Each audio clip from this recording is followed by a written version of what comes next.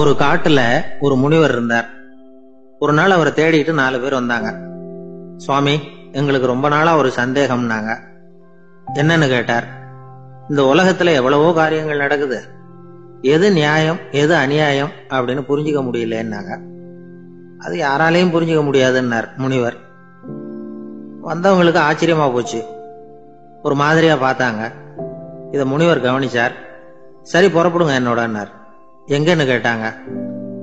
இப்போ உங்க 4 பேரையும் ஒரு புஷ்பக விமானத்துல அழைச்சிட்டு போறேன். இந்த உலகத்துல சர்வசாதாரணமா நடக்கக்கூடிய ஒரு காட்சியை உங்களுக்கு காட்ட போறேன். நீங்க பார்க்க போற அந்த காட்சி நியாயமா அநியாயமா அப்படிங்கறத என்கிட்ட சொல்லணும். நீங்க சரியான பதில் சொன்னா புஷ்பக விமானத்துல தொடர்ந்து பிரயாணம் பண்ணலாம். தவறான பதில் சொன்னா இந்த புஷ்பக விமானம் உங்களை கீழே தள்ளி விட்டுரும் அப்படின்னார். 4 பேருக்கும் பயம்தான். இருந்தாலும் முனிவர் கூப்பிடுறாரு அப்படின்னு சொல்லி புறப்பட்டாங்க. அவங்க எல்லாரும் புறப்பட்டு ஒரு காட்டு வழியா போயிட்டு இருக்கிறாங்க புஷ்பக விமானத்துல. அங்க நடக்கிற ஒரு காட்சியை காட்டுறார் முனிவர். அதோ அங்க பாருங்கன்னார். அந்த விமானத்துல இருந்தபடியே எல்லாரும் கீழே குனிஞ்சு பாக்குறாங்க. அங்க ஒரு தாய் புலி அப்பதான் குட்டி போட்டிருக்கு. குட்டிகளை ஈன்ற உடனே பசிக்கு இறை தேடி அந்த பக்கமா வருது. அதே நேரம் ஒரு தாய் மான், அதுவும் அப்பதான் குட்டி போட்டிருக்கு. அதுவும் இதே மாதிரி குட்டிகளை ஈன்ற உடனே பசிக்கு இறை தேடி அந்த பக்கமா வருது. இப்ப அந்த புலி அந்த மானை அடிச்சு போட்டுடுது. அதுவும் சாப்பிடுது, குட்டிகளுக்கும் கொடுக்குது. இப்போ அந்த புலி குட்டிகள் முகத்துல மகிழ்ச்சி, தாயை இழந்த அந்த மான் குட்டிகள் முகத்துல துக்கம். இப்போ அந்த முனிவர் 4 பேர்கிட்டையும் கேட்கிறார், நீங்க இங்க பாத்தீங்களே, இதுல எது நியாயம் எது அநியாயம்? ஒவ்வொருத்தரா சொல்லுங்க. உங்க பதில் சரியில்லைன்னா இந்த விமானம் உங்களை கீழே தள்ளி விட்டுரும். சொல்லுங்க பார்க்கலாம்னார். முதல்ல ஒருத்தன் சொன்னான், அந்த புலி செஞ்சது சரிதாங்க. அது பசிக்கு அதுதான் ஆகாரம். தன்னுடைய பசிக்கு தானே இறை தேடிக்கிட்டுது. அதுல என்ன தப்பு? அவ்வளவுதான். அதனால புலி செஞ்சது நியாயம்தான் அப்படின்னா. அவ்வளவுதான், அந்த விமானம் அவனை அப்படியே கீழே தள்ளி விட்டுட்டுது. அதனால அவன் கொடுத்த பதில் சரியில்லை அப்படிங்கிறது புரிஞ்சு போச்சு. இப்ப 2வது ஆள் சொன்னான், புலி செஞ்சது பாவம், அந்த தாய்மான் என்ன தப்பு பண்ணிச்சு? இப்ப அந்த குட்டிகளுக்கு யாரு ஆதரவு? அதனால புலி செஞ்சது அநியாயம் அப்படின்னா.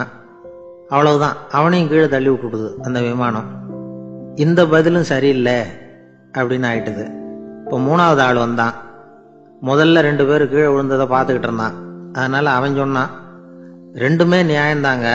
புலி இறை தேடினதும் இயற்கை, அதுக்கு மான் இறையானதும் இயற்கை. அதனால இதுல ஒன்றும் தப்பு இல்லைன்னா. அவ்வளவுதான், அவனையும் அந்த விமானம் கீழே பிடிச்சி தள்ளி விட்டுது. இப்ப 4வது ஆள் வந்தான். முனிவர் கேட்டார், நீயாவது சொல்லுப்பா, இந்த செயல்ல எது நியாயம்னார். அவன் தெளிவா பதில் சொன்னான்.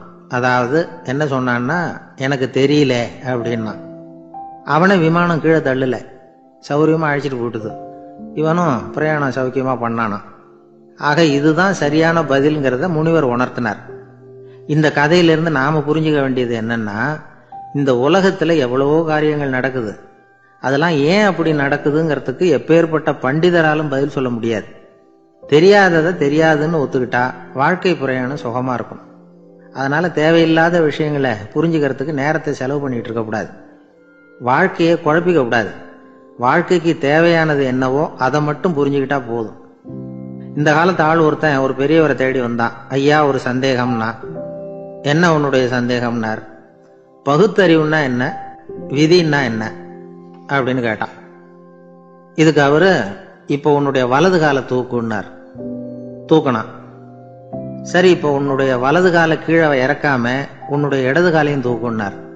தூக்கினான். பொத்துன்னு கீழே விழுந்துட்டான். பெரியவர் சொன்னார், உன்னால ஒரு காலை தூக்க முடிஞ்சது, அதுதான் பகுத்தறிவு. 2 கால்களையும் ஒரே சமயத்துல தூக்குனா அடிபடும், அப்படிங்கிறது தான் விதி அப்படின்னு விளக்கம் கொடுத்தார்.